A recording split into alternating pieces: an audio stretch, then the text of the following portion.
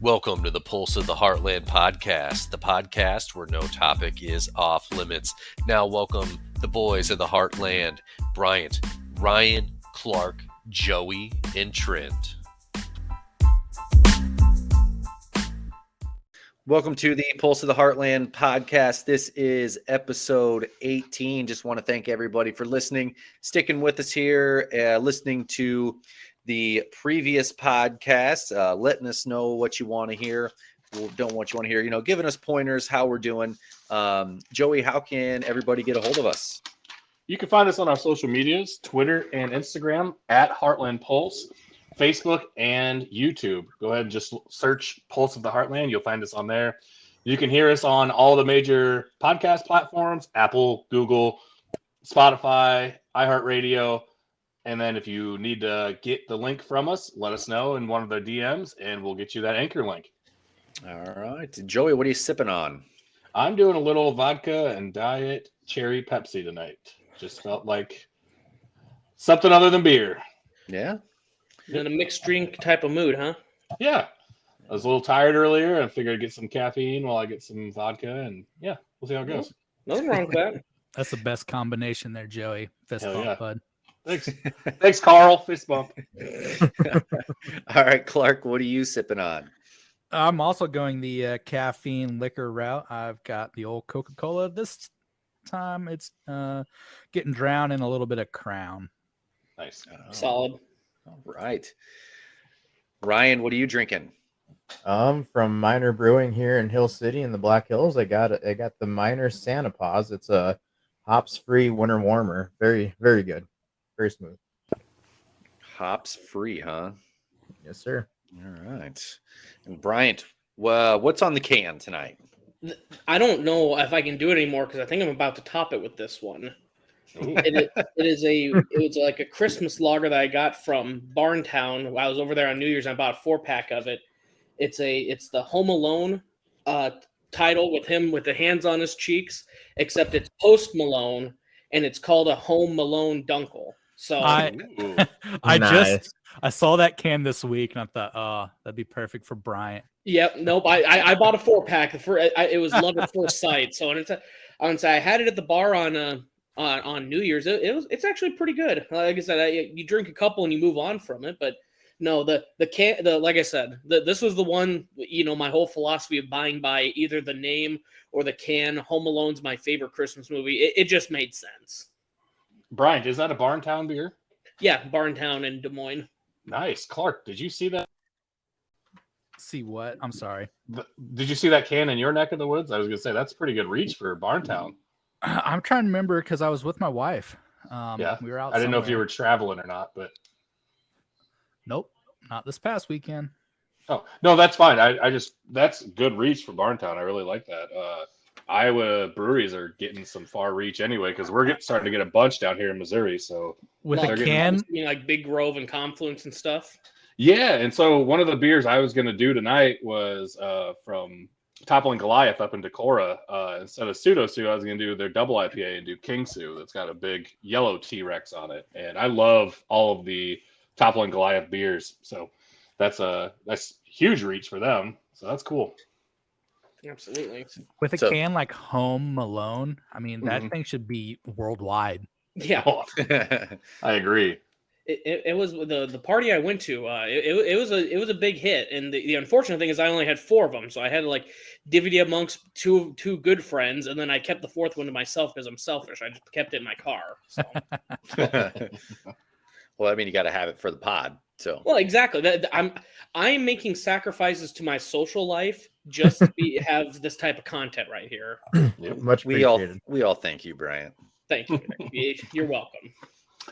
What are you sipping on up there in Sioux Falls, Trent?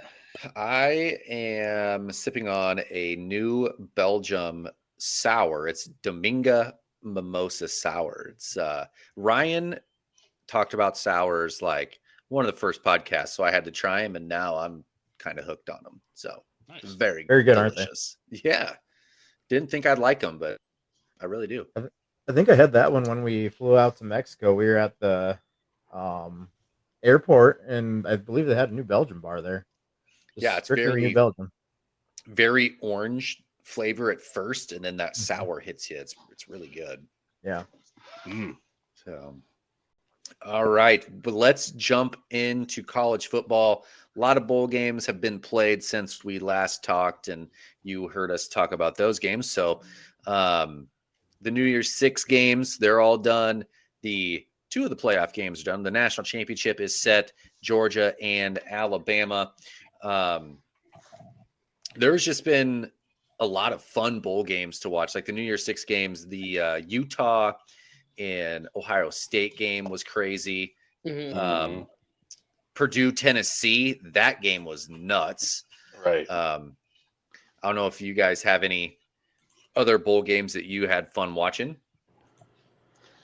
To be honest with you, I spent so much time watching bowl games that it kind of just all ran together. My eyes were bleeding by the end of it, but it was fun. One long bowl game. Yeah. If for nothing else, that last week was just entertainment galore, and it was awesome. So I know we talk a lot about how bowls don't really mean anything and stuff, and how they should downsize them, which I'm completely fine with. I think there's too many, but if you keep giving me entertainment like that and you could stretch that to 32 games, fuck, you can give me 1,000 bowl games. I don't give a shit. I heard someone try and propose they should do bowl games at the beginning of the season, like the exhibition tournaments on basketball. I just don't think that would be as fun because you haven't had film on them or building up a full season's worth of games to see who you actually want to root for at the end of the year. Well, then you'd have Texas and OU in every championship. Yeah, no, you'd have all the preseason. All the preseason teams exactly going to all the great bowls, and then you'd have all these unexpected teams they wouldn't even give it a shot. So, yeah, you have all these big name teams going to these big bowls at the beginning of the year. Like, say, at Texas, they'd be thrown up there, and then what do they win 4 games in the regular season? Like, it's dumb to put them in there without knowing how good they are. That'd be like if they tried to put like a preseason 7 Iowa State in a New York 6 bowl. I would have hated to see that this year. Yeah. I'm sure you would have, Bryant. Yeah. I think we played in the best bowl game though this season. I've been living it up for the Cheez-It Bowl every freaking year. Yeah. Did you eat Cheez-Its while watching the Cheez-It Bowl? Yes, I have 2 boxes left because I'm not feeling too cheesy anymore. If they would have won, you wouldn't have those left, right? Exactly. I would have been probably throwing them up in celebration like confetti or the pedal when the little girl goes down the wedding aisle. I would have been doing that with Cheez-Its. Some people get drunk in celebration. Bryant eats Cheez-Its. Yeah. No, I'm actively denying it. Like I said, I'm just staring at those 2 boxes pissed off like Prince Chedward did anything to me. Yeah, the Cotton Bowl, Cincy and Alabama. Alabama, they won by 19, I guess, but 21. But Cincinnati, I mean, I think they held their own. I think they belonged. It seemed like they were they were so close to being able to do stuff to keep it more competitive. They definitely looked like they were competitive. I wish they could have scored a little more, but it looked like they were so close to making it a closer game, a better game. Yeah, after that first drive where they went all the way down the field and then got stalled and then had to kick the field goal, I was like, man, this is going to be a really good game. I believe I even tweeted that on our Twitter stream, and then after about 10 more minutes, you could just feel that Alabama was slowly going to take over this game, even if it was just by sheer number of players they have that, are 4 or 5 star recruits. They were going to end up taking this over just because they had more players with more talent to throw in there. I felt the same way. As Alabama goes down, they roll, they score real quick, and then since he goes down, like you said, they stalled out, had to kick that field goal, and that's when I kind of thought really need a touchdown there to keep him, keep that momentum, and that's kind of figured like, all right, Bama's going to kind of take over here. So that's kind of what happened. Only allowing 27 points is pretty dang good, though. They should be proud of that. Right. Yeah. Well, go ahead. Go ahead, Joey. Okay. Especially the way Alabama's offense was running that ball in the first half, I was like, oh man, this could be like a 400-yard running the ball game because they were just pounding it right up the middle. And then since he came away with a few 3-and-outs when they got deep into their own territory, and it was just kind of surprising. And then the second half just looks like they wore them out. So. No, it definitely feels like when Saban, the only time he really trips up is during the season when they either don't have a cupcake game in the middle of the year to kind of get their players right and they have to, grind. But when you have a freaking month to prepare, Saban reminds me of Andy Reid in that case, where Reid is like, he's got like an 80 or 90% winning percentage when he has that extra week of preparation. And you give Nick Saban freaking 4 weeks and it's tough to beat anyone. Mm-hmm. And in the other playoff game, it was the Orange Bowl, Georgia and Michigan, and Georgia just straight pounded them. Mm-hmm. Yes. No, it wasn't even really that was the one where it's like, should Michigan have even been in? Like, they didn't look like they belonged at all compared to Cincinnati. And I thought that game would have been a little closer. I thought Michigan maybe had a chance. Michigan's defense was so good. They had that Hutchinson kid, that defensive end that got second in the Heisman. I thought that their defense would keep that game a lot closer. Did you see those linemen that were the offensive linemen that are trying to walk around like badasses before the game with the shirts that said "Run the damn ball"? Mm-hmm. I did see that. Yeah, run the damn ball. That's where it's like, oh shit, are they going to go for 250, 300 yards rushing?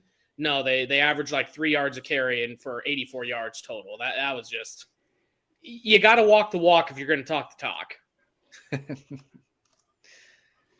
Yeah, and the best thing that I thought that Georgia did was mix it up, and they did a lot more play action, and I don't know, they didn't just rely on the run game, which I thought they would have to based on Michigan's passing attack or pass rush attack. But it seemed like those tackles did a really good job of holding those DNs. So hats off to Georgia's O-line. They look for real right now, and yeah, it's going to be a good championship game. So who's everybody got in that game? Joey, it sounds like you're kind of leaning Georgia there. I am, even though the first game that they played in the SEC championship game really went Alabama's way. Mm-hmm. Georgia's O-line looked completely different than they did in that game. So I don't know. Georgia looked like they did for most of the season, where Bama looks like they're turning it on and dominating at the right time. To me, it's kind of a toss-up, but I'll stick by what I said. I'll take Georgia. Okay. So I'm going Bama. That's who I got. Yeah, I mean, and again, Bama, some of that only winning by 21 points, do they slow up or do they start doing the Kirk Ferentz where they just start running the ball and just burning the clock down at that point? I really didn't get to catch too much of it late in the game, but I mean, until you see someone beat them, it's hard to go against Saban and Bama. Mm-hmm. I think I'm going to go with Georgia. I'm going to go with Joey on this one. Clark, you're the deciding vote. We got 2-2. Roll Tide, baby. All right. Pro Bama podcast now. 3 against 2. This just feels like with it being an all SEC championship. Ryan, I know you're an SEC guy in LSU, but like when you're outside the SEC, it just feels like, oh, gee, do I want to get kicked in my left shin or do I want to get kicked in my right shin? Like there's not going to be a good answer at this point.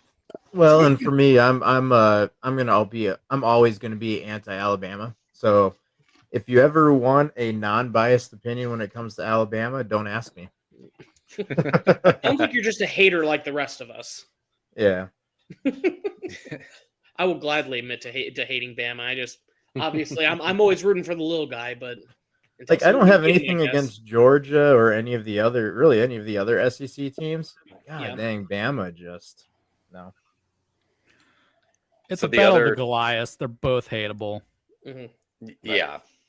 It'll be interesting to see the TV viewership, like how many people actually watch this game. It was SEC fatigue, mm-hmm. From last year, both games were down by 2 million views. Yeah. Wow. It was not good. Yeah. So everyone can blame that on, well, it's on New Year's Day. It's like, well, it was on New Year's Day last year. No one wants to see the same, 2 to 3 teams every year. Now again, granted, we got what we wanted. We got 2 different teams, and they got their asses kicked. So I guess, you know what, until David can beat Goliath, it's just going to be Goliath versus Goliath in the championship. And Right. someone's got to step up at that point. So another New Year's Six Bowl was the Fiesta Bowls, Oklahoma State and Notre Dame. Oklahoma State ends up winning that game 37-35. Notre Dame was up by 21 point in the second quarter. 28-7. Well, yeah, 28-7. And they come back and win the game in the end. That was a great game. So Brittany and I, we were visiting some friends, and he is a big time Oklahoma State fan. So that first half was painful to watch. And then like it was bad weather and we had a long trip. So Brittany's like, all right, we're going to head out, and we're on the road and it's like, oh shit. Did you see that score? It's like Oklahoma State's putting some points on the board. I couldn't believe like they came back. I mean, they couldn't do crap in the first half. So, Well, and that was Oklahoma State. It was either they had no offense or that, it kind of reminded me of Iowa State all year. It's like, which quarterback is going to show up? The one who can't do shit and can't pass with any accuracy or touch on the ball, or the one that can lead them to beating Notre Dame, which was their third win. The crazy thing, they beat 3 teams with 11 wins this year. I mean, Oklahoma State is I think underrated this year. Yeah, they had a shot to get into the playoff if they wouldn't have lost the Big 12 championship game. Right. Yep. I mean, just think they lost at Iowa State by about 8 inches, and then they lost the Big 12 championship by about 6 inches. So they're about less than a yard away from playing in the playoffs this year. Yep. Less than 2 feet. Yep. It'll happen. Only they had a few more inches. Yeah. Story of my life. Never. Bryant, you have a pretty crazy stat on here about Notre Dame. Oh yeah. Notre Dame, they are now 10-0. I'm sorry, not 10-0. They are now 0-10 in their last 10 major bowl games. This goes back to the BCS, so this is a little while, but we always talk about Notre Dame kind of being favorable with their independent status and schedule, not having the championship game, and they kind of get just the prestige of the program. But 0-10 in their last 10 majors. That includes BCS championship, the playoffs, New York Six Bowls. That would be 5 Fiesta Bowls, 1 Sugar Bowl, 1 Orange Bowl. We talk about a team that gets every freaking advantage, and they're proving that they can't. I don't know. So, and some of them they're playing Clemson and Bama, and we understand, but it's also 0-10. That's not a onesie twosie. I mean, that's trend at that point. You can't compete with the elite, and you want to be treated like that. Mm-hmm. So I know, Joey, our friend Dylan is going to hate me now, but I mean, I think I shit on Iowa enough, so he's going to hate me anyways. But like Notre Dame, I mean, what?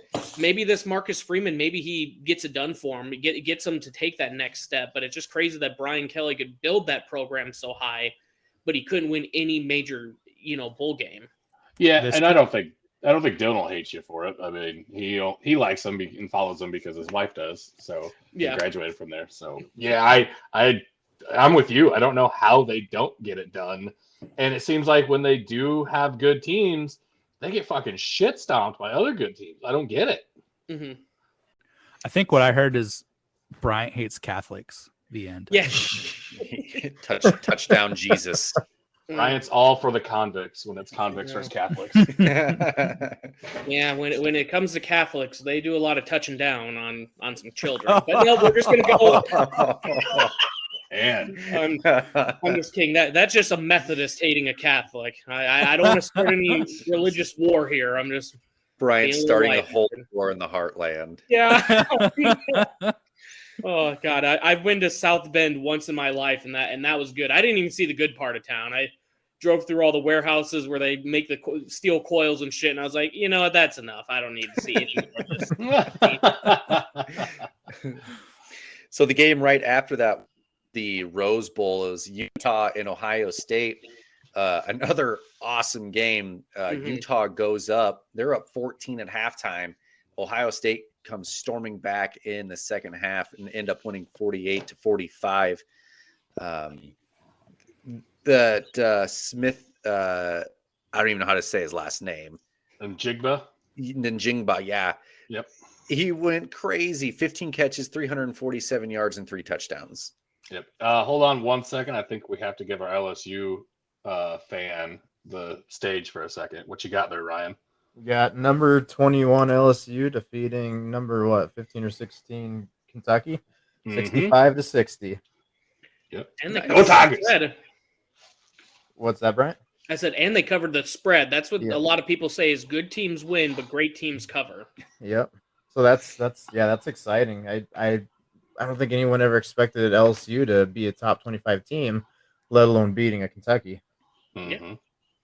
So we are going to have live updates throughout the night because now LSU plays their bowl game. Mm-hmm. Yes, sir. All right. Go ahead, Joey. I would say getting back to the Rose Bowl, and Njigba ended up with 15 receptions, 347 yards, and 3 touchdowns.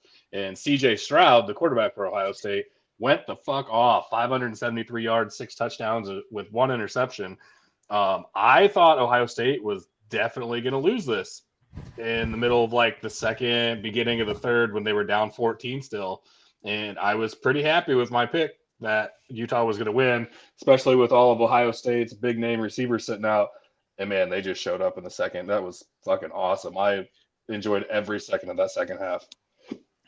So my question is this: Britton Covey for the guy that he had like 2 catches for 10 yards, but he had 208 yards, averaged 30 yards per kick return, returned 1 to the house.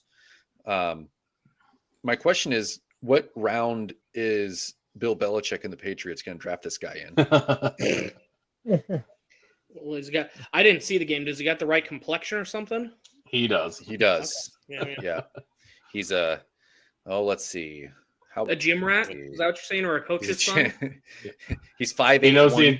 He's 5'8", 170, perfect slot receiver. Mm-hmm. He had 514 yards all year. He's going to go in like the 6th round to the Patriots and become a borderline Hall of Famer. Belichick's going to tamper the shit out of that one to get that kid. Yeah, I'm sure Belichick's still butthurt that he missed out on Hunter Renfrow from Clemson. So I'm sure he goes all in for this. Mac Jones might lose his job and they might trade him. They're going to trade Mac Jones for their pick, right, to move up to get the. Let's see what other New Year's Six. Oh yeah, Pittsburgh and Michigan State. Michigan State comes roaring back in the fourth quarter, and that one they score 3 touchdowns in the fourth quarter to win by 10. Yeah, Pittsburgh was up. That was another great game. Yeah, none of these New Year's Six games disappointed, which was awesome. Baylor and Ole Miss, that was a 14-point game, but it was still 7-7 going into the fourth. Right. And the thing with that game, too, is that could have been completely different if Matt Corral doesn't basically get a career-ending injury. I mean, not career, just college career. Season. But he's not coming back next year. So he got hurt bad. He was crying on the sideline and everything. Like, I felt bad for the dude. So I do see that was in the agenda here to talk about the sit-outs. And because of, him, people are like, yeah, they should sit out. But, I mean, you can really help your draft stock on that too. Mm-hmm. Yeah, I mean, you're not going to hurt it by potentially getting, like the Willis McGahee or this one, a terrible, terrible injury. But it's just funny hearing all these talking heads and like kind of what I put in there. It's, you hear Herb Street and all of them. I mean, it's so, they sound so fucking boomer when they talk about like, oh, these entitled kids and they don't love the sport. It's like, do you think if they love the sport, they would be, working out on summers and doing 2-a-days and doing all this shit? They're trying to set up their families and their futures. And surprise, the parent company who hosts 41 of the 44 bowl games wants to have all the best players out there. So they're going to make them, try and treat these players like shit when really they need to realize, I think the best thing I saw in this was ESPN talking about these players need to do it for the love of the game. So how about in the national championship for the love of game? There's no commercials. You don't take any sponsorship money. You're already owned by Disney. You have all the money in the world. How about you just do it commercial free? And let's see if ESPN does it for the love of the game. Right. Mm-hmm.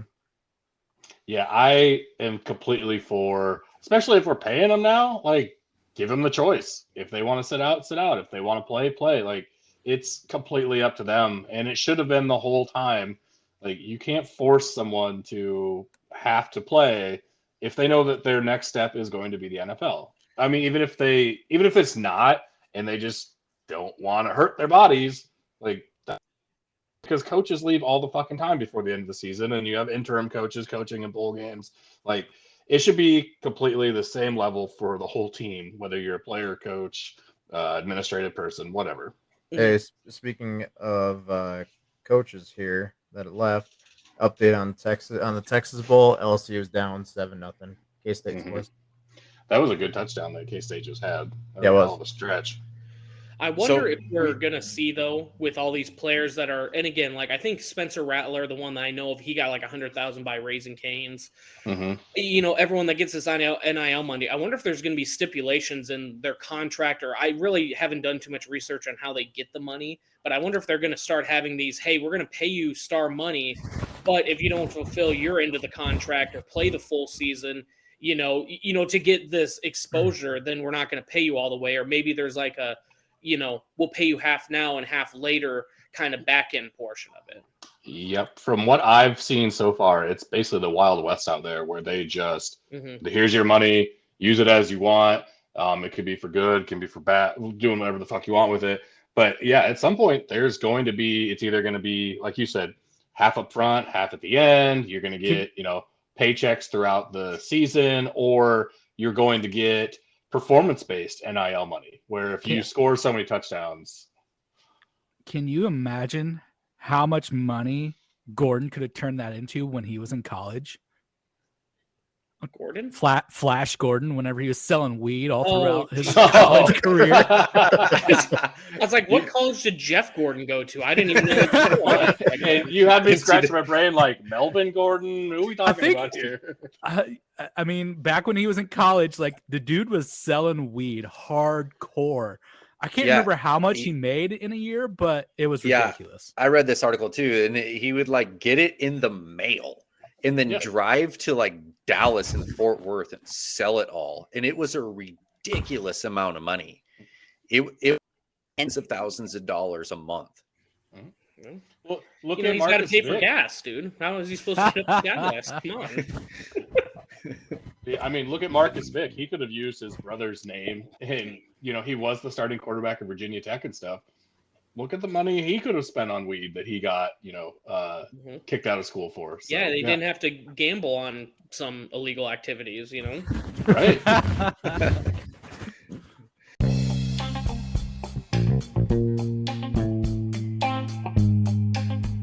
The boys from the Heartland will be right back. All right, let's move on to everybody's favorite bowl. We already kind of hit on this. Bryant, not feeling the cheesiest after this one. No, definitely not here. That was, I don't know. Like, thankfully I've had a week to get my emotions in check because I was pretty upset that night. But, that I look at it this way: is it was 20-13, and we lost in embarrassing fashion. I mean, the two plays that dictated it were some of the most I've scratched my head at plays in some time, maybe even this whole college football season. But I mean, considering that we kept it close, Clemson didn't. I didn't know this until after, but Clemson didn't have any opt-outs. They didn't have hardly any injuries either. So you're playing a full strength Clemson team. You're down your number one, probably number one linebacker, running back, center. I believe there was a wide receiver. I can't remember. Hutchinson had one catch. He had a hurt hand. That was it. Hutchinson. We had both, I believe, safeties. Now the freshman that took over for Isheem Young, I think that part dude, of the reason he's transferring is because he's so damn good. That dude is going to be a stud. Yeah. No, I think he had 15 tackles, but I mean, think of it. The last 3 years, we've I mean, actually, 3 years ago, we lost to Notre Dame, but embarrassingly lost to Notre Dame. Yeah. We didn't deserve to be on that same field. We go out, we beat an Oregon that has all of the talent that they should, being Nike's school and all these 4 or 5 star athletes, and we beat them in the Fiesta Bowl last year, and then we're competing against Clemson in the underachieving bowl here in the Cheez-It Bowl. We're on the national stage. We haven't quite won all the games we need to, but I think Texas Tech said it earlier this year. It was a culture change for them when when Texas Tech beat Iowa State, which you tell me that's 6 years ago, and I'm laughing my ass off. Like, what's the culture change, So, Iowa State's they've got legit respect now out there. We've just got to continue, starting with next year. We got to win early and I don't know. There's a few things we're going to change, but we're on the right path as a program. And with Matt Campbell staying, and he's never going to leave for another coaching job, I'm feeling pretty good about it. Never, ever. How long can we Never. lock him in for? I think he's Until got he like a 10-year retires. contract. He's going to be the Joe Paterno of Iowa State. Oof, Well, you don't need without the bad stuff. How about that? So Iowa State did have the ball to go down and tie it. Mhm. At the end of the game, the fumble, that was pretty rough. Purdy made a play. I mean, he had the first down. It gets stripped. It goes back behind the first down. Oof. Yeah, that play was rough. But Purdy made a play. Brock Purdy's career at Iowa State is over. There were a lot of people shitting on him on Twitter during the game, and I didn't like it. He holds every record at Iowa State by far for quarterbacks, and that just shows how spoiled we were to have him the last 4 years, that people are just trashing him because of this game. We were spoiled. Steps up and because is half as good. The little bit that we saw of Deckers this year, I'm feeling pretty good at. But we know next year's going to be a rebuilding year, and we know that's not going to be a Brock Purdy. No, So exactly. I can't remember who said it best, but someone, maybe it was a Cyclone podcast I was listening to, but they're like, Brock Purdy is Iowa State's Brett Favre. And that makes the most sense of anything, because he makes all the gunslinging plays that he can, but he also has got some of the stupidest turnovers you ever seen, throwing it in triple coverage and fumbling behind the line in volleyball, spiking interceptions. He has some crazy stuff like that. But for Iowa State, speaking of us being spoiled, from 2010 to 2018, Iowa State averaged changing their quarterback every 6 games. And then Purdy after that started, I think it was 46 consecutive games. So we've been spoiled by having consistency for 4 years at a very key position for sure. God, I'm so jealous of both of those stats. Yeah, I wish Iowa would switch their quarterback out every 6 games this year, and then I wish we could find someone to start 46 in a row. So, yeah. So after all that on Twitter, I was just like, come on, we were lucky to have him. So I think that's always just shows how childish a person is, where you're going to try and go after an athlete that, first off, even if it was for another school, like a 4-year career of respected. I mean, I think he's one of 6 in Big 12 history with 10,000 yards and 100 touchdowns, or I think 1,000 rush yards. Sorry, not the 100 touchdowns, but he's very clearly one of the, stats wise or QBs wise, probably top 10 or 20 ever to come through the conference. I feel pretty comfortable saying that. It's just when you go online and start trying to shit on a kid that gave you everything he's got, why don't you just log off Twitter for a while, touch some grass, go outside? Yeah, where would we be without him? Exactly. We wouldn't have played 4 bowl games in a row versus top competition. I mean, we talked about the 3 before, but even before that, we played an 11-2 Washington State team. I mean, we have played some of the toughest, bowl games outside of the playoffs the last 4 years and in competition. It seems like we got the teams that had just missed out on the big bowl game. Yeah, I went from the Alamo Bowl, the Camping World Bowl, the Fiesta Bowl, and the Cheez-It Bowl versus Clemson in his 4 bowl game. Pretty impressive. So the other Iowa team, they also played a bowl game. They played in the Citrus Bowl. The Hawkeyes played Kentucky. Joey, got anything on that? I take offense to that. The other Iowa team. Yeah, that other team, and not you and I. Sorry, folks, for the confusion. We're talking about the Iowa Hawkeyes. I think what Trent meant was Big Brother had a bowl game as well. Oh, Thank you, Carl. Thank you. Oh, my Fist bump. No, the Yeah, annoying Trent Talk about logging off. pandering by Carl. Hey, give me the one sport at least that we beat you in this year so far. So yeah, give me that. But no, yeah, the Hawks did play. The Hawkeyes pulled a Hawkeye and looked like shit offensively until middle of the third quarter. Came alive, started running the ball. Those two freshman running backs, Williams & Williams, the law firm, they're going to be fucking amazing, hopefully, if they keep progressing. LaShawn and Gavin, they're really good. I was very impressed with how our offensive line run blocked. And somehow, some way, Spencer Petras still threw 3 interceptions in this game, even though we were dominating the running game. It blows my mind. He didn't get pulled either, and supposedly Padilla is looking to transfer. I don't fucking blame him. I wish you the best of luck, man. You look like you're competent enough to get out of the pocket, but I don't know what's going to happen. How many QBs you 2 down? Because Hogan transferred earlier this offseason too. Yeah, but Labus, he is the backup. He got rave reviews for pretending to be Kentucky's quarterback on the practice squad. Like all the media, all of the coaches and stuff absolutely loved him during bowl prep. So supposedly he's in the mix. There's another freshman that's coming in that's a 4-star, looks really good on all the Instagram stuff. I mean, the room's not bare.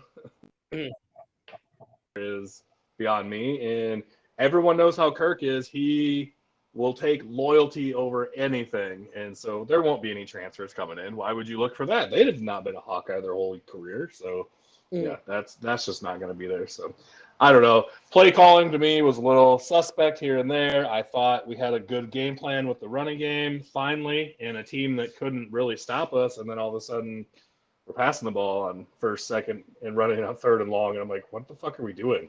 This is the opposite of what we should be doing, but whatever. I thought we were in it until the very end. It was 4th and 1. We could have pinned them. We were still up. We went for it and didn't get it. So that was great. And then somehow threw an interception. So on the drive to go. Do you think there's any shot they like? Because you talk about loyalty and obviously there's some nepotism, but is there any shot Kirk ever gets rid of Bryant and brings in someone else for that offense? No. And I say that very emphatically because if you watch him call plays, who the fuck's going to hire him? Like, why would you hire him to be an offensive coordinator when everyone watching the game knows, 1, he's not making the decisions, and 2, what he's doing is not working. This was an historically bad offensive season, and we still won 11 games. Like, yeah, that's insane to me. And I was joking around with Dylan the whole time, and we were living on the team from the start of that bowl game. And I know we shouldn't be, we should be proudful Hawkeye fans, and we are. I'm so thankful for how great the players played and how hard they try and everything. They're just not in a system to succeed with the players that we have. Change. And then it's so hard to watch and not be pessimistic about how things are going when you know things are not going to change. And I said that before the bowl game, that this is just going to be another terrible offensive showing. Our defense has to keep us in it. And I wasn't wrong. It played out almost exactly how I thought it was going to. Anything else to add to that, Joey? I mean, not really. I'm looking forward to next year. I think we're going to miss Linderbaum for damn sure.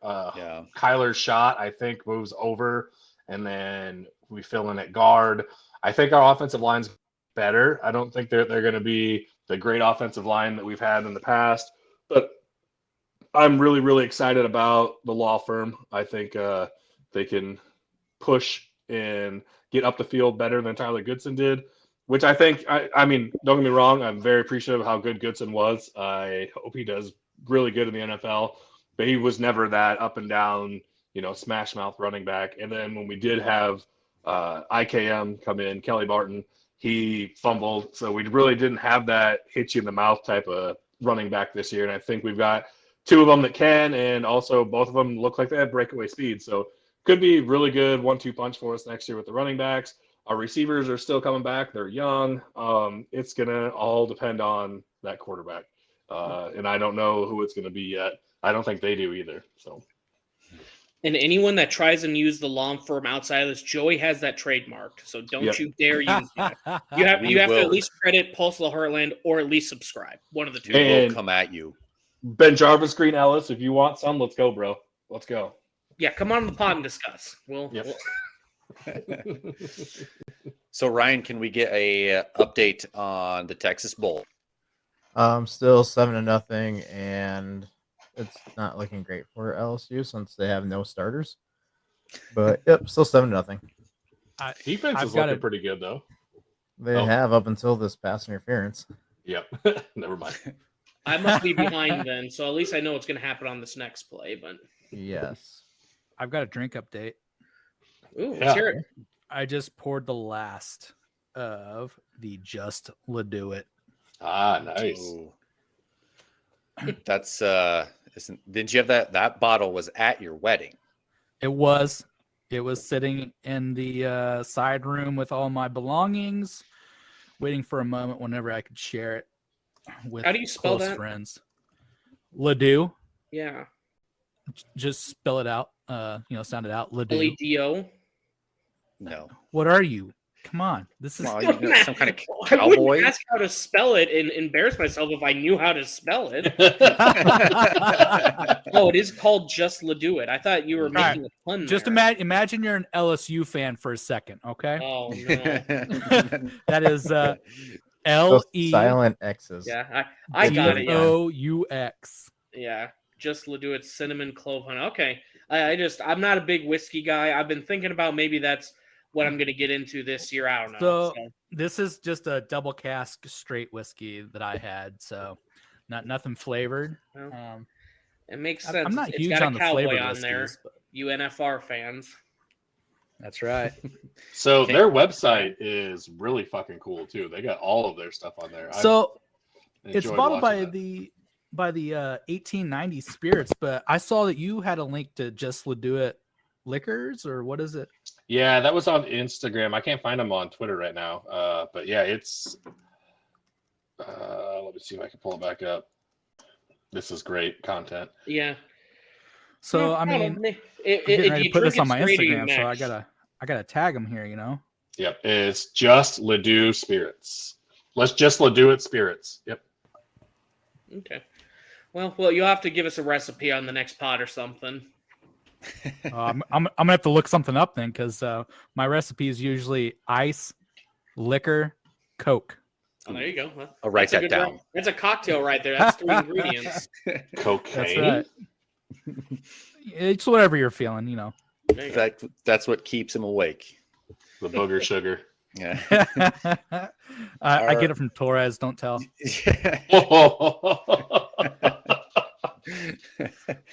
So the Mountain West, they win the Bowl Challenge Cup. They went 5-1. I mean, just like everybody expected, right? Yeah, Mhm. absolutely. Play all that easy competition. I'm just kidding. I don't even know who off the top of our head, but I think Big 12 won it last year with I think they went 6-0 or something. I don't know. It's kind of a fun challenge. At least it's not like we know the SEC is going to win the national championship. At least your conference can say we did the best in the postseason by winning all of our games. So speaking of bowl challenges, I think we can safely proclaim Steven the winner, even though him and Ryan are damn close. Well, he's got a 3-game lead, so there's no way to come back to it. I think there's only 2 games left. So he's got a 1-game lead. Yeah, I thought it was only 1 game. Yeah. Ryan's at 25-11, and Stephen Fagg is at 26-10. Yeah, so I guess so there is a chance, I guess. But they both picked LSU tonight, so it's basically over. Oh, yeah. Well, then, let's say so it ties it up. So at best, Ryan can tie Steven. Otherwise, at worst, Steven wins. So, which which is great. That means I'm never going to hear about it in person. So, which was a huge turnaround from Ryan. yeah. Ryan started out pretty rough. Very rough. I think I was on like a 6-game losing streak. Right away. I lost 6 games on Saturday. I think that's considered a streak. Yeah. So you pulled an Iowa then? I picked. So Bama was the only game I picked right in those 2 days. So whatever that was, on Friday and Saturday, New Year's Eve, New Year's Day, I picked Bama, and that was it. The rest were bad. I would have been solo third if I wouldn't have been a man of integrity and changed it to Cincinnati last week. So I'm just going to throw that out there. So you're saying you're not a man of integrity? I mean, I am, because I chose Cincinnati when I had Bama originally picked. So I could have just been third, but anyways, speaking of bad football, did you guys see about the other 2 conferences we haven't talked about? The Pac-12 and the ACC. Yeah. The Pac-12, I don't know if anyone watches their bowl games anymore, dude. We did watch one of their bowl games. Yeah, well, then, and they did what every other team in the conference did, and they lost. I mean, at least they played well. They got the participation medal of there. If Utah did one thing good on Saturday, it was having that logo with the rose on it. That was the best thing they did all day. I mean, they won the bowl season with those jerseys. I don't care I don't care who wins this championship. Utah was the clear bowl winner of the year. Yeah. You just gonna pull a UCF and give it to them? I like it. Yeah, I did on Saturday. I'll back you on that. Yeah. No matter how good those jerseys are, dude. When I was doing research, they are now a second season in a row where they're winless in bowl season, and they're only 1 in 16 in their last 17 bowls. I mean, that's just atrocious. Why can't I find these stats before I start doing my pick'em? I'm finding all this shit out. But realistically, how many Pac-12 teams did you pick to win? I think Utah might have been the only one I did. Yeah. And that was just because Ohio State's receivers were sitting out. Mm-hmm. Maybe I had UCLA before they decided to get sick. I can't remember how many. It really doesn't matter. They're just, Lincoln Riley, without even playing a game, is the best thing that happened to that conference in a while, because they just have nothing to show for it. I mean, well, they also went 9-22 this year versus FBS, not Division II or anyone that is another Power 5 team. That's all of FBS, including Mountain West, Sun Belt, all that shit. And they went 9-22 this year against all other competition. I mean, it's almost like I wish there was relegation in NCAA football. Pac-12 down, bring in American Conference at this point. I mean, they'll at least prove they're competitive. Let's put them in the Power 5. Yeah. Speaking of the American, how did Houston do? I can't even remember what game they played. They won, didn't they? Yeah, they beat Auburn. Yeah, Big 12, man. Oh yeah. Oh, my bad. They're Big 12 win. They're not currently American because they won. So yeah, exactly. Yeah, BYU still independent. Yeah, yeah, BYU. Come on, man, pick a conference. So. Yeah. Well, let's hop into the paid players. Well, they're paid more. The NFL. We'll start at locks of the week from last week. Listeners, we're sorry. Yeah, I hope you didn't take our picks and run to the casino, because not great. I'll start off with mine since I am in last place. I'm 3-5 on the year. I had the Chiefs as a 5.5-point favorite versus the Bengals. Did not cover. Early in the game, I thought, great, this is easy.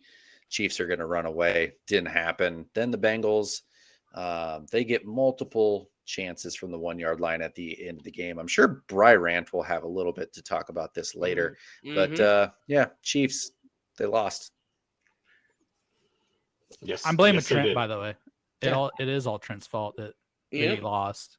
Wait, can I get some credit for taking the Bengals and winning money? I finally won a bet.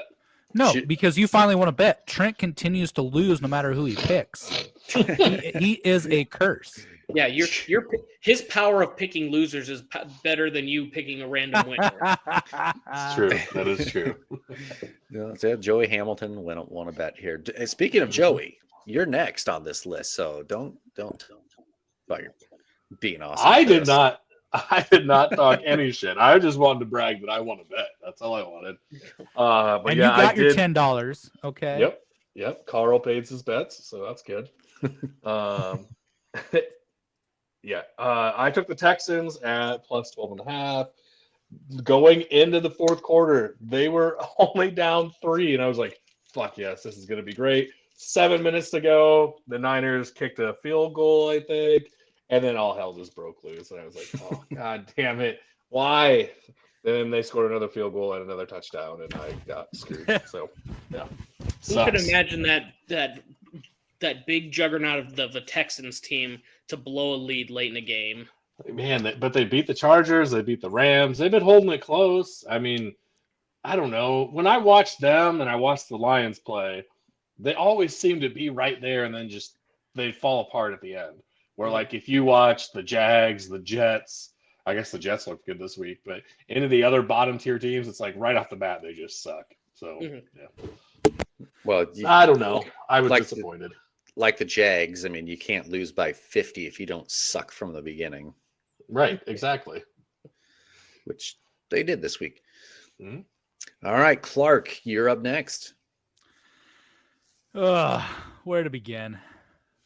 It was a rough week.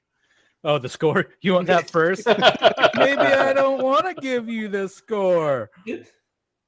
We all sucked. Can I just sum it up like that? It was all sucky. Yeah. There was one bright spot this week. Shut the hell up, Ryan. Yeah, no, we all got to go through it and bear it. Who's your pick, Clark? I picked the Cowboys to cover against the Cardinals. Cowboys were hot. They were great last week. And then the Cardinals came in, and the Cardinals freaking polar as hell actually played a good game. Mm-hmm. And it was a 25-22 win for the Cardinals. So at least they stopped their skid. I mean, like you said, they're so bipolar. They act like they don't even belong on the field one week, and then all of a sudden they're beating the Cowboys with just some of their top competition. Yeah. Ridiculous. All right, well, let's go to the only happy one in the group, Ryan. Yep, got the Vikings and Packers under 47.5, and they cleared it by half. Got that. Right at 47. Vegas knows. They know. Half a I'd point. say good thing you got that on Tuesday, because I think the line even started moving on Wednesday. Didn't you say you put the actual bet in the next day? Yeah, 46.5, so I missed it by half a point. Freaking Vegas knows, dude. Ryan wins some, but he loses for real. So Yep. He They're really won the important. battle, but Yep. I didn't imagine defensive guru Zim allowing 37 points to the Packers, but it happened. Hey, yeah, defensive guru. All right, and Bryant will continue the sadness here. Yeah. This was a particularly sad because I was starting. We were already talking about how my head was going to be able to fit through the door and being real cocky and feeling really good about myself. Then my team lost the bowl game. Then my team lost to the refs. I'm sorry, the Bengals and the refs. And then frickin' my team didn't cover on Sunday. I had the Rams minus 3.5 versus the Ravens, who are on their third string quarterback. And then they barely pulled it out, winning 20-19. So officially I have a loss on the season, fellas. It doesn't, I don't know how you guys have done it so much this season. This sucks. That's why you don't bet on those Super Bowl bound Rams. Yeah, That's right.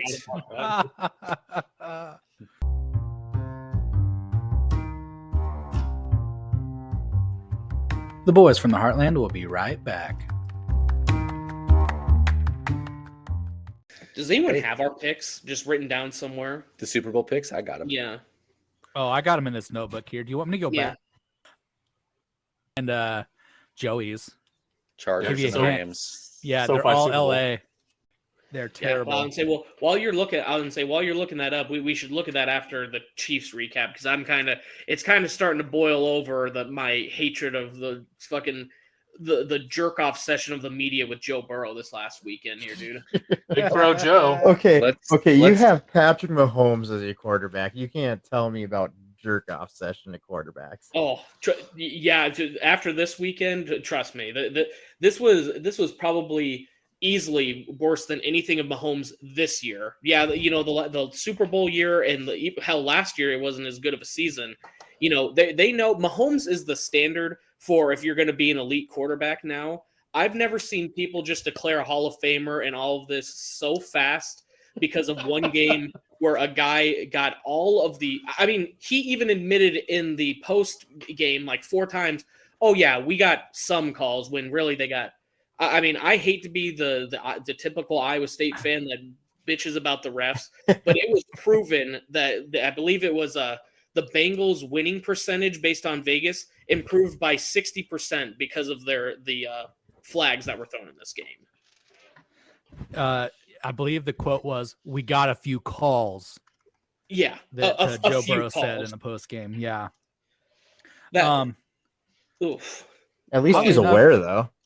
Yeah, that's just it. Like, he gave credit to their best player of the game, the refs. It's better than when Aaron Rodgers goes on and says, "Oh, I don't try to get penalties," when constantly he's doing the throw the flag motion out there. Mm-hmm. But at least Burrow has a little bit of self-realization there. No, and trust me, there's plenty more of it where Spags, he needs to switch up our defense. I mean, everyone is going to look at that 3rd and 27 and how you have Sorensen, who is clinically, like, I guess I don't know if clinically is the right word, but the worst DB in the league the first 6 games of the season, and you put him fucking one-on-one a guy that's caught for 250 yards that game. What the fuck are you doing? Putting that should have been 2-on-1 and make anyone else on that fucking team beat you. But instead, you rush 8 and you allow them to get another defensive or have them catch the ball and like fucking. I don't know, man. Like I said, there are so many horrible calls between the tackle out of bounds on a player that was advancing, tackling him and saying it was unnecessary roughness. To, I believe, I'm looking the stat up right now. They had 4 scoring drives yesterday where the Chiefs stopped them in 3rd and 4th down, and then they converted with a defensive penalty. And off of those 4 drives, they scored 20 points. So I don't want anyone to tell me that I'm just bitching about it when there's actual stats that show that they scored, and it was the biggest difference in that game.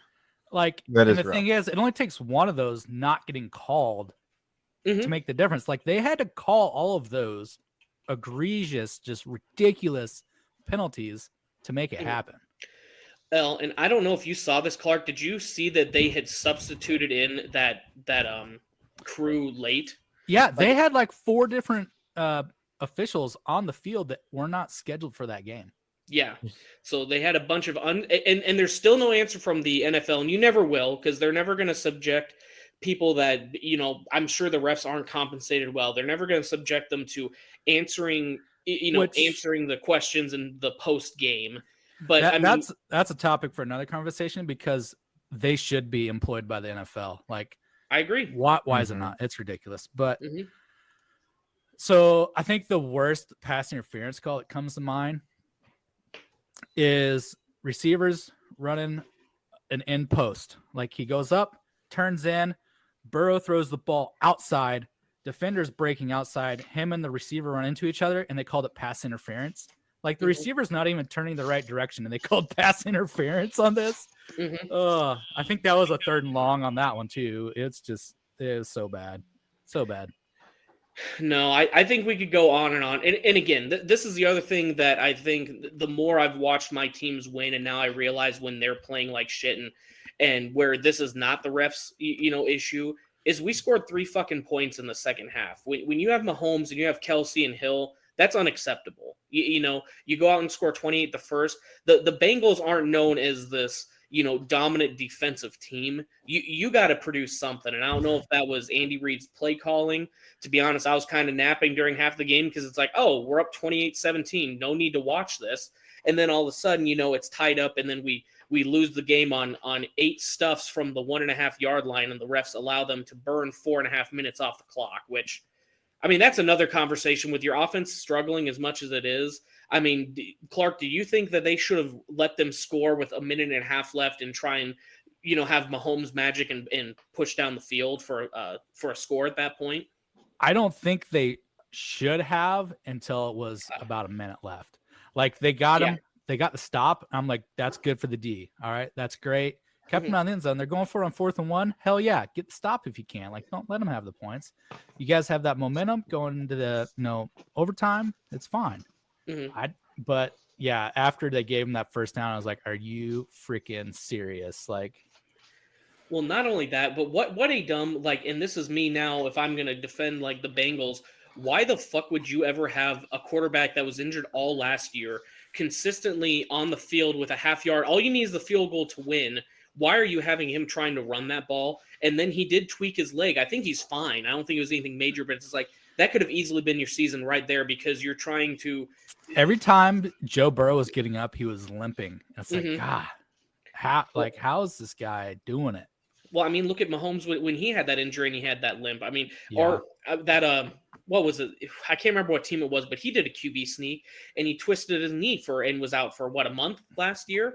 I mean, this is week 17. You're right before the playoffs, and again, you got to play. You got to play until the end, but it's like you got to be also smart with your star player. Yeah, you're winning the AFC North, but that's not going to mean shit if any franchise knows about losing their star QB in the playoffs. It's the fucking Bengals. The last time, play number 1, Carson Palmer. What was that? That wasn't an ACL tear. Yep. I mean, I don't know, man. I mean, congrats to the Bengals on their Week 17 Super Bowl. That's really good. But we'll see them in the postseason. We'll see if they can even win a game in the postseason. They haven't done it in about 30 years. So. I was really curious, like time of possession in the second half. It's pretty lopsided. So yeah, I mean, they controlled the ball. And, I mean, hell, like I said, I think a lot of that comes down. We stop them on 3rd and 4th down, and the refs give them a fresh set of downs. That's minutes every single time. That was probably easily, I would have to guesstimate 7 to 10 minutes of possession right there. If you're going to gift them on 3rd and 4th down, you get 3 fresh downs and you burn your 40 seconds every time. So. Yeah. Can we get a Texas Bowl update? 14-0 K-State.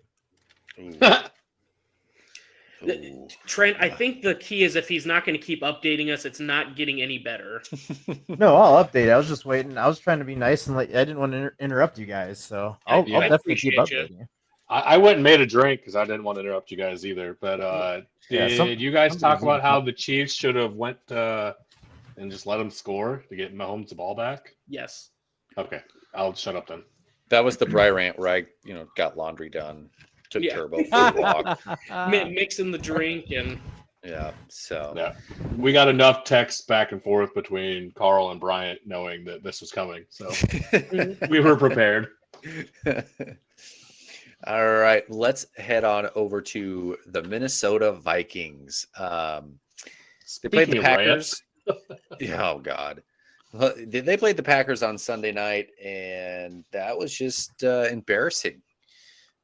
Didn't have Kirk Cousins, but I don't know if that would have helped. Just I don't think it would. Where play calling was, it was terrible. At halftime, did you hear Zim saying, "Hey, we need to run the ball more"? Yeah, and that's what we need. Apparently. And this was this is the thing that kind of points out with Kirk Cousins is this was the play calling the whole season, to be honest with you. And you've got run, pass, punt, and so you run it so many times the first half. Cook is averaging just over one yard, and when I say just over, it's like 1.3 or something like that. So you're never going to get a first down doing that. Cousins faced 3rd and long all season, 3rd and 9, 3rd and 10, 3rd and 11 because of this play calling, and he got a lot of those 3rd and longs. And so when you don't have him there to bail you out and make you look like a somewhat decent team, it's very obvious. And yeah, I think we saw Zim's last game against the Packers, which is fine with me. So I was really curious. How many yards did Cook have after running it so much? 13. Mannion needed had to run more more. yards. I was like, he only got me 1 point in fantasy. Like, do the Vikings even run the ball? Sean Mannion He just had 14 yards rushing. So the backup quarterback. The Garrett center had Bradbury. more yards than our running back. Yes. Garrett Bradbury, our center, had 21 receiving yards. So 8 more yards than Dalvin Cook had rushing. Yeah. The game was just terrible from start to finish. And Zimmer, I think that was one of his last games. I mean, he'll coach this week, and probably Black Monday will come around and he'll be gone. Then he's going and shooting on our rookie quarterback. And I thought that was pretty terrible of him. And when they asked him if you want to see him in the game on Sunday, and he said no. And they asked, well, why don't you want to see him? He said, because I have to see him every day, or something like that. Yeah. And so a lot of confidence there. Wow. Yeah. And I get that you just lost, and that was probably the ceiling, you losing your job, but you drafted the guy. And then next week, we have nothing to play for. Why wouldn't you start him? Why wouldn't you see what you potentially have for the future of the team? He was a 3rd round pick. He's not going to be great by any means, but it'd be nice to see what he does in a meaningless game. Yeah. And Zimmer, being the defensive guru he is, 37 points to Green Bay in the cold. They have the 31st ranked defense this year. They have the 27th ranked last year. So who are they beating then? Is it the Jags, I'm assuming? I'm not positive. They beat the Lions once. Once. Hey, They played twice. And that's hey, the at problem. least they beat a hard-playing team. I always say about the Lions this year. But we did it again, too, before the half, within 2 minutes, letting the Packers score again. And he's done that all season. He goes, I don't get it. I've always liked Zim. It's just we're two seasons too long with him. They have let him waste so much talent. So much. 100%. So much. And they say, I think he's got a contract till 2023. I've read a couple times saying that sources say that he's gone after this year for sure. So that's a positive. But man, sorry, that was River. He's trying to make an appearance on the pod this week. Hey, River. He's not River's a fan of. tired of you saying you need to get rid of Zim. No, he's with me. He's not a fan of Zimmer, and it upsets him when I say that name. Good for you, River. Yeah, the weekly River appearance. I bet you River, when he watches that defense, he goes, "Well, that's pretty rough." Yeah, a good dog joke, isn't it? That's pretty shitty, actually. I apologize, audience. Well, he usually starts licking his ass if that's anything. He said He said this tastes better than that defense looks, right? Yeah, exactly. But yeah, hopefully and I know I sent some names to you guys about who the heck a potential head coach would be. I still have no clue who a good head coach would be next year. It's just the NFL, Kellen Moore's going to name. hire Matt Campbell. Oh, I would take him. They already did him. Yeah. Every open position. It's going to be amazing that he's going to be coaching so many teams next year. I'm not lying to you. His name, Bleacher Report put his name as a possible NFL head coach. And I have nothing against the guy. Like, I'm very happy. You guys are super happy with him as head coach. But he's the most hyped up 7-win coach I've ever seen in my life. He's just trying to get the scent off the trail so people quit interviewing during the year and he can focus on his Iowa State Cyclones. Yeah. He might be better. He could do a better job than Urban Meyer. I wouldn't doubt that. Wouldn't you be happy with another 7-win coach, Ryan? Yeah, that's exactly what we got. Perfect. But I mean, really, you have all these different coaches, and I know Kellen Moore is a name. Well, they look like shit against the Cardinals. Right. And Byron Leftwich, I don't know. There's so many names thrown out. I don't have a clue. I know I texted you guys about Eric Bieniemy. I don't know if he'll ever leave Kansas City or even get the opportunity, but he'd be someone I'd be curious about. So I know this is going to be one you probably didn't think about, but if you can because I saw Dan Quinn was going to interview for the Jags head coaching position. If you can get Dan Quinn with a good offensive coordinator like he had with Kyle Shanahan, he's good. He would stir up that defense right away because you have talent on there, and Yeah. he would be able to scheme for them. I mean, look what he's done with Dallas's defense this year, and just because of the talent they have, they look way better than any Falcons defense did because Falcons never had any good talent. But if you get him with a good offensive coordinator, he usually lets that offensive coordinator run the show. So, I mean, someone could come in. That'd be nice. The only issue is the Vikings' last two head coaches have been defensive coordinators. You have Zim now, and then before that you had Leslie Frazier. So it'd be nice to have a little bit more offensive-minded coach. But yeah, if he gives free reign instead of, hey, we need to run it 80 million times and average 1 yard per carry, and then maybe let our elite paid quarterback throw it. We'll see. And I mean, that's exactly what Dan Quinn did with Shanahan and then Sarkisian after him. Like he lets free reign go to the offensive coordinator. Another name that was thrown out, which is kind of interesting, is Doug Peterson. I know he kind of exited the Eagles roughly, but he did lead them to a Super Bowl with Nick Foles. Yeah. And I just think the Eagles were so badly mismanaged that I don't really put that on Peterson. Right. So that'd be another one that I'd be curious about. There's some interesting names. I just don't know who you'd really want to hit your horse to, I guess. Right. Also, K-State 21-0. Oh. Well, my them covering 7.5 is looking pretty good. It only took an LSU team that only has like 31 players tonight. Hey, let's not forget 28-3. It's possible to come back. So I'm looking at the box score, and their quarterback, LSU's quarterback, has attempted 2 passes. Yeah, he's a wide receiver. Yeah, he's a wide receiver. He's not a quarterback. Nice. I mean, he's 1 for 2 with an intercept. You know. Yeah, he throws a nice spiral. The interception was a nice spiral, but it was right to K-State's player. Well, that's why I was just. If he's 1 for 2 with an interception, he's completing 100% of his passes. That is a very catchable ball. That is true.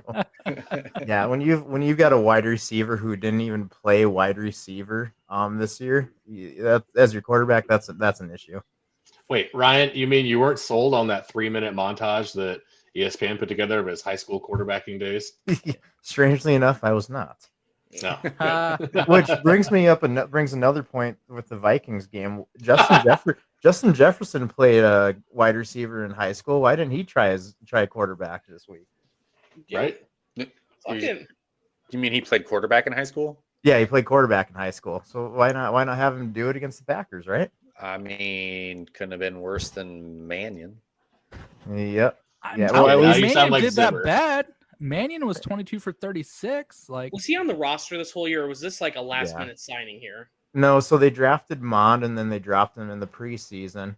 And then Zim hates people that aren't vaccinated. So he hates half the Vikings team, including all of their stars. And so when Kellen Mond got the COVID while not being vaccinated during training camp, he was pissed off at Mond and said, okay, we're signing Sean Mannion back. And Mond has been a healthy scratch every single week up until the last week. Interesting. Which could be why he hates Kirk Cousins, why he wasn't happy with Thielen this year. And although I'm surprised Cook, I don't believe, was vaccinated. So I'm surprised he was so all up in Cook's nuts. Well, I mean, his love for the run game just outweighed his hate for those who didn't get the vaccine. So and you know what, I'm on his side when it comes to him being on the same team during the Emmitt Smith era when he was the defense coordinator for them, but that's a totally different era nowadays. So you're saying he's a bit of a boomer, eh? Yeah, he's definitely a boomer. Go home, boomer. Elsewhere in the Heartland, the Bears, they beat the Giants 29-3. Nagy, he's probably gone too. So the Vikings are going to be maybe in a bidding war with head coaches with the Bears in maybe they the should division. just swap. Who knows? Do No, a wife I'm good. swap there in the NFC No. North. I think No. that'd be great. No, I'm good. We can get somebody else. We don't need. The Colts, they lose to the Raiders. I believe the Colts, weren't they still in the running for first in their division if they would have won that game? Yes. Yeah. I think they won the South with it. And the lose, and then the Titans win. So Titans Carl Wentz win that show up. division. So This was the first game that the Colts lost that Jonathan Taylor rushed for over 100 yards in. So that's interesting, I thought. Damn it, JT, he should have done more. I know. Yeah. Yeah, why didn't he get 200? This is just absurd. Exactly. Come on, man. I could have used those fantasy points. So the Lions, they lose 29-51 to the Seahawks. So they don't even keep it close. Ooh. And the Browns, they lose to the Steelers on Monday Night Football in probably Ben Roethlisberger's last game. It's field. Hold on, I have a stat for this. Where is it? Baker Mayfield only has one more touchdown than Jameis Winston, and Jameis Winston hasn't played since Halloween. And he only has one more win than Jameis. So I was looking at stats, trying to pick a wide receiver going into Monday night. And so I was like, oh, I should probably take Jarvis Landry. Who is the Browns' leading receiver? Is there anybody else besides him? Jarvis Landry only had like 40 catches and maybe 400 and some yards going into that game last night. And it's like he's not even in the top 3 of receivers on the field. Like I couldn't believe it. It was just ridiculous. Who'd you end up taking? I took Deontay Johnson and Chase Claypool. Those were the 2 receivers I took last night. I only needed one, so I took Johnson. But I also had to take Chubb and Najee. And I took both those 2. Fucking Chubb sat out the whole goddamn second half. Well, he still got more points than Dalvin Cook, so it's a plus. Oh, yeah. and they both got more points than Joe Mixon, so I'm okay with that. That makes me happy. But still, Christ.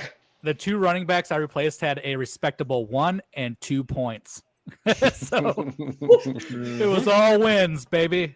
So Bryant had that stat about Jameis Winston and Baker Mayfield. Here's another pretty crazy stat that the Jaguars. So Trevor Lawrence threw a touchdown pass in the 4th quarter. That was only his 2nd touchdown in the last 9 weeks. Wow. Crap. Yeah. Oh my God. Like, I feel for the guy, going down there to Jacksonville and the mess it is. They had Urban Meyer at coach. It's like, oh man, this guy, he better have some really thick skin and just a shit ton of patience to be able to persevere through the situation that is Jacksonville. Oof. Yeah. Well, we'll see what he can do. I mean, maybe, who knows, next year, new coach, new scheme, who knows, maybe he will fit that scheme a little better. Yeah. It could just, be another year like this year though. So you're right. Didn't they lose Travis Etienne at the beginning of the year too? Yes. Yeah. So that could help. Yeah. Didn't he tear his ACL right away or something like that? Yeah. Well, maybe not. Didn't Etienne, wasn't he on those Clemson teams? Yep. Okay, we'll trade for Hunter Renfrow. Right? Get the boys back together. Might be on to something there. So, well, if we're trading for ex-Clemson players, are you going to go ahead and take Deshaun? No, they already and all. No, they already got a quarterback. Oh, okay. Yeah. What about Sammy Watkins? Yeah, get him. Or Martavius Bryant. Are we just listing Clemson players now? Yeah, they're all going to go to Jacksonville. They're going to win. I mean, they won a national championship. So yeah, and it's close to South Carolina travel. Absolutely. Yep. All right. Anything else to add to the NFL? Don't think so. Screw the officials. I'm out. No, I'm looking. I mean, the only thing I can think of just personally, the Chiefs, they still got a chance for the 1 seed, but if any team honestly needs the 1, is that Titans. I don't know how they're the 1 seed because they've lost some games they shouldn't. At least, honestly, the Chiefs have lost against every good team, so that's not a good sign either. But I feel like the Titans are riding the front end of their season with a healthy and fresh Derrick Henry when they were a force to be reckoned with, and now they're just clinging on for dear. Henry's supposed to be practicing tomorrow. Yep. So that means he's on the 21-day window, so he could be added back. Nice. Mm-hmm. Oh. Yeah. They're going to need it if they want a chance to win. Maybe they'll pick up Antonio Brown. I was just gonna say before we wrap this thing up, I heard he was looking for a ride. We haven't hit on Antonio Brown yet. We got to talk about that. I don't think anyone's talked about him either. It's a crazy No. thing. First pod to talk about him. Yeah. Yeah, I had Red Zone on, and all of a sudden they cut to that game, and it's like Antonio Brown walking through the end zone as time is running off the clock with no pads, nothing. I'm like, what the hell's going on? You know what? If I had abs like him, though, I'd probably have my shirt off too. If I'm gonna make an exit, get You'd some like photos of it and wear the 1990s Nebraska jersey that cut off right below the midriff. numbers. Yeah, I Yeah. figured you'd just go the old route by rolling that jersey up underneath the pads, like I've seen several Like players Zeke. doing. Yeah, Showing off the 6-pack. And then I don't know if it was like an Uber or what this dude was, had the video of him in the back of his car driving away from the stadium. I'd only seen the picture of him standing on the curb with his phone out. Like Yeah. that's the one I've No. seen outside the stadium. Like, There's a video looking for of the a dude ride. driving the car. Yes. I mean, I saw that he was at the Nets game, so he must have got out of wherever he was at, right? Wait, no, they were in New York. Yeah. So Yeah. he didn't even leave the city. He stayed. No. Oh, that's hilarious. Yeah. that guy. It just proved like yes, everyone deserves a second chance, and sometimes even in the right circumstances, third chances. But when you're on like the seventh chance, maybe the guy's just an asshole and just he needs to move on. It's I don't know. kind I of- always hate people that have that much talent and they just waste it. It's kind of like Taylor Swift writing a song about how a guy is so mean about Ooh. 15 times. We're gonna have Eventually, the she's got to Catholics look and and the see it's Swifties her, after right? us. What's that, Brian? I'd say we're gonna have the Catholics and the Swifties after us. Dude. That's a group I'll take head on. I don't care. Bring them on. There we Oh, go. let me dial up my best Swifty connection here for you. I'll get him hooked Is up. it your? I hope it's not your wife. I like your wife. I don't No, wanna- it's not actually. It's I'm gonna name him Blake. The crazy thing though Oh. is looking at Antonio Brown's stats. He's 25th all time in receiving at 12,200 and some change. Just to make it easy, 12,002. Number 5 on the list is Isaiah Bruce, and he's at 15,002.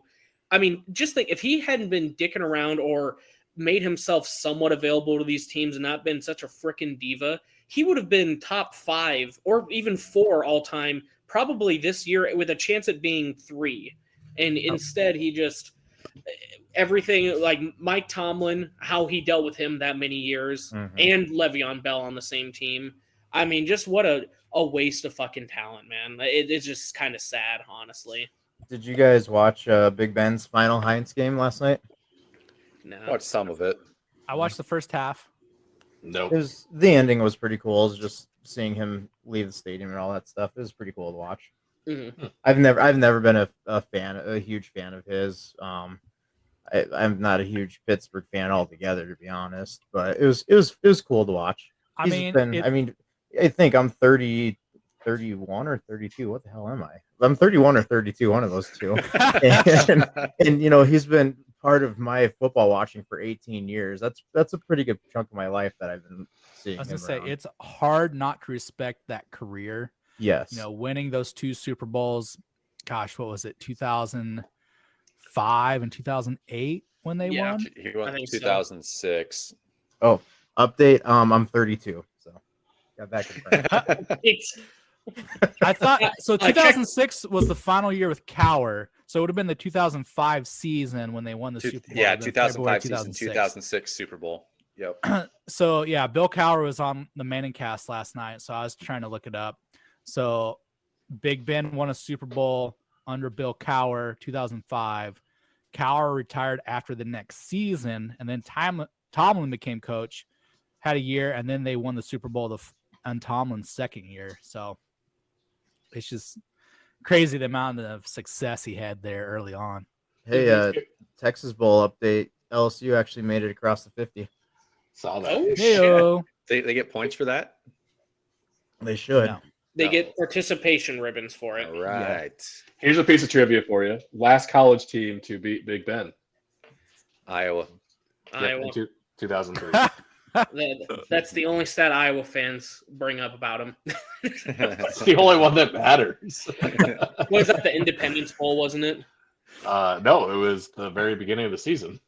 So I got a reply from my Swiftie connection. He says, Oh, boy. you better be careful because the only fan base more ready to mobilize against us would be the Bay Hive.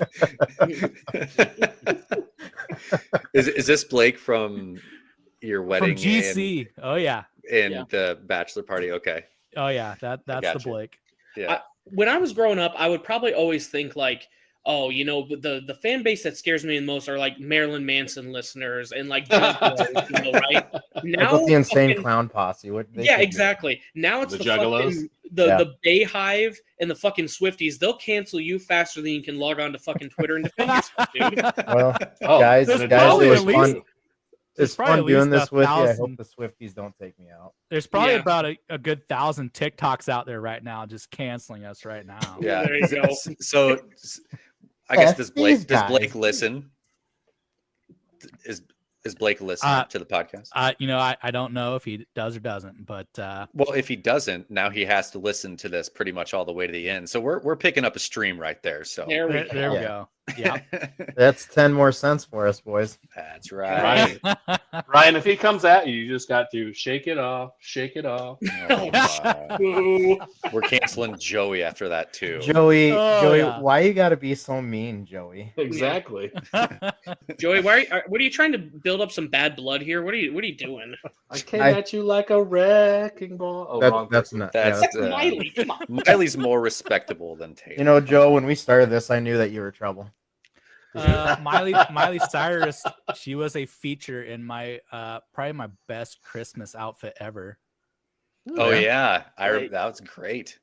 Want to explain that a little farther? Or Yeah, so it was right after Wrecking Ball came out. So I just had a normal Christmas sweater on, but then I had a patch of Christmas ornament on, and I had a Barbie riding on the Christmas ornament around my neck.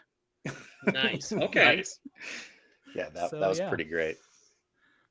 I'll put a picture on the Twitter here. Hang on. Good. We'll put it from the main account. This is Yeah. quality content when you just go back and forth at each other with Taylor Swift song titles. Yeah. Is that how we're gonna end every episode now? Oh, we have an artist of the week. This one is Taylor Swift. Next one can be Beyonce, and then after that, we draw out of a hat and see what other terrible musician we can get.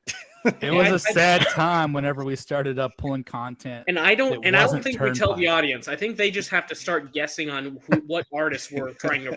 We give random clues throughout the episode. And if anyone says anything, we'd be like, look what you made me do. Look good.